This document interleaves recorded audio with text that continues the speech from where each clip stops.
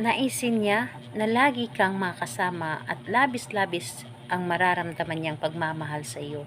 Gamit lamang ang isang kandila. Hello mga guys, kumusta kayo?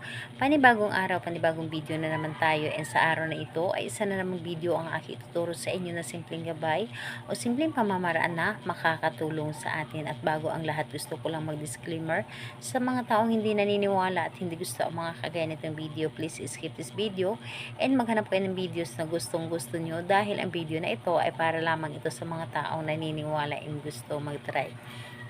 Sa lahat po ng mga nagko-comment dito sa aking video, dito sa loob ng aking channel, mag-ingat sa lahat ng mga nagre-reply sa inyo na dinadala kayo sa kanilang WhatsApp Imo app upang makaiwas po tayo sa scam.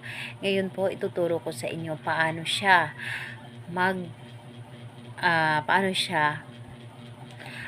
labis-labis na magmamahal sa inyo at gusto niya na lagi kanya makasama sa bawat oras.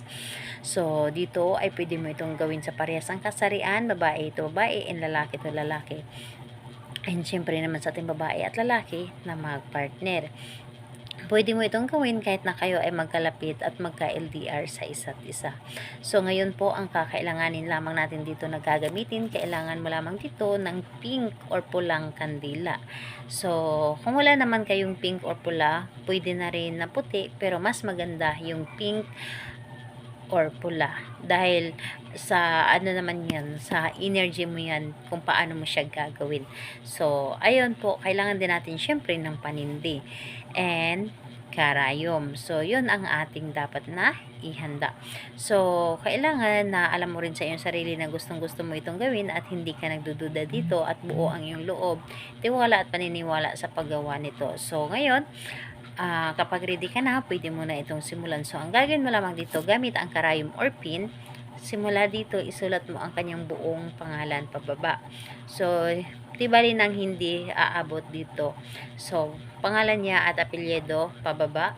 And kapag naisulat mo na ito, bigyan mo ito ng energy. So, bigyan mo ito ng energy. Iganon-ganon mo lamang sa iyong mga palad para mas mabigyan mo pa ito ng mas malakas pa na energy. And pagkatapos nun, ito ay inyong sindihan. So, sindihan mo ito at ilagay mo lamang ito dito sa inyong harapan.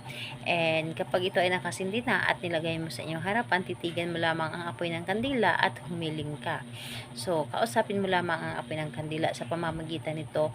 Pangalan, apelyido ay tawagin mo at sabihin mo na ako ay nais mong makasama sa bawat araw, oras o minuto at labis-labis ang mararamdaman na pagmamahal mo sa akin. Wala kang ibang mamahalin kundi ako lamang.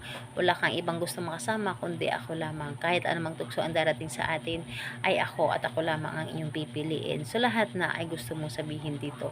Basta importante ay mga magaganda ito at mga positive lamang lahat ang inyong sasabihin dito. So, gawin mo ito sa gabi. Mas maganda na gabi mo itong gawin para mas malakas ang energy at yung tahimik ang paligid. So, kahit anong araw naman pwede siya at kahit anong oras sa gabi pwede. Basta gabi mo itong gawin and dapat po ay tahimik ang paligid para mas mabilis tayong mapapakinggan ng universe. So, ayun. Salamat po sa inyo. Bye-bye everyone. God bless us all.